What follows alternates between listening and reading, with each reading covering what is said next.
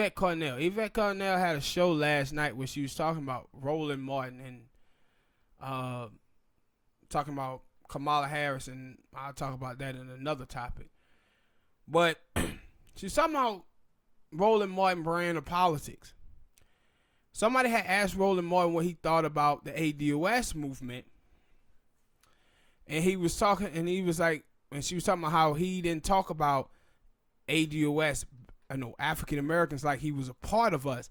He talked about us as he was observing us from a distance, and she was trying to figure out like, what is Roland Martin politics? And I said, what Roland Martin politics is a politics of privilege. This is the same thing you saw with Angela Rye.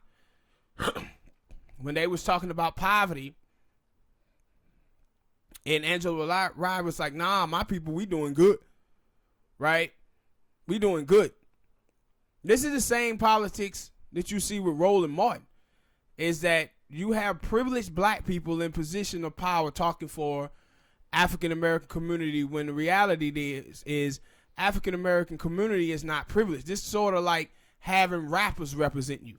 This is why white America always go and get Cardi B's and Killer Mikes and these type of politicians to talk for African Americans, because these people are privileged.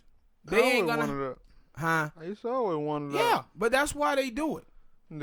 And so you see the CNN and NSNBC correspondents or whatever, and I ain't saying nothing wrong with them wearing suits and stuff, but the outfits and stuff they used to be sitting there wearing, I'd be like, yo, those are a bunch of suburban middle class people. Yeah, and not poor black people. Yeah, and that's why I said, like, when you look at hip hop music, like back in the 80s or whatever, and you saw the rappers and how they looked like people who was in your community. They talked that way. It was a lot of conscious rap going on. But now you watch hip-hop music is not a reflection of black America, not at all. And the people in the mainstream media that's representing us, they're not a reflection of black America neither. And so when you see Roland Martin and a conversation about reparations start, Roland Martin is looking at it saying, I don't need reparations. That ain't me.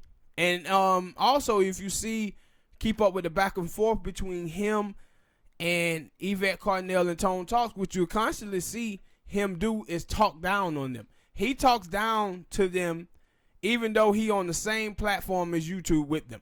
But he think he better than them. This is the same type of talk that you would see from Angela Rye when she was talking to people who of the ADOS community. She talked down to them as well, and this is their politics. But it was last year, right before the midterm elections, Roland Martin, he had his show over there, and he had some black Democrats on and some black conservatives, and they was talking about Clyde McCaskill. And Congressman Cleave from Missouri, he would not endorse Clyde McCaskill because she was avoiding the black community. She wasn't putting any dollars in to make sure the black community got out to vote. And that rubbed Congressman Cleave the wrong way. And so Roland Martin and his panel, they start having this discussion, and they start talking about how, yeah, if it was me, I would distance myself too from the black community when I know I need to get this white vote out. See, this is a thing that the Democratic Party and the mainstream media have done to black people, and they use people like Roland Martin them to sell this to black people. See, the Democrats, every election, what you see the Democrats doing is chasing that Reagan Democrat. But nobody wants to tell you why that voter is a Reagan Democrat. It was because of the Southern strategy. Bernie Sanders said a couple of weeks ago, he was like, yo, white people were fed niggers. And they was fed niggers. And so the Democrats tell black people the only way they can win is they have to get these Reagan Democrats, and black people don't seem to understand that the way you get them is by ignoring the black community. That's how you get those people.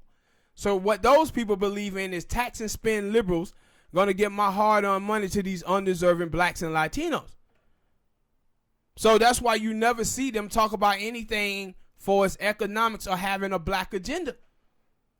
Because they trying to get those white voters. This is the reason why also when you saw Obama, and Obama would give speeches at the NAACP or at Howard, he always talked down to black people.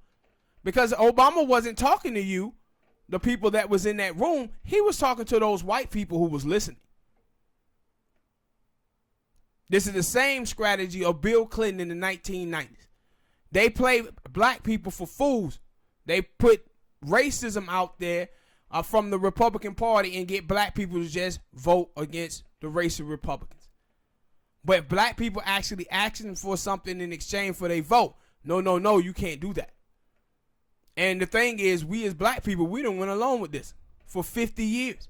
And we ain't got played for it. Not understanding that when they tell you somebody like Joe Biden has appealed to Midwest voters, they telling you all that racist stuff that Joe Biden done with the 1994 drug bill, him saying that in the interview with Chris Wallace asked him how does he appeal to white voters, and he said, well, Delaware was a slave state, or him saying that, somebody need to teach black women how to close their legs, and the stuff that he did at the debate about slavery, and he started talking about black people raising their children.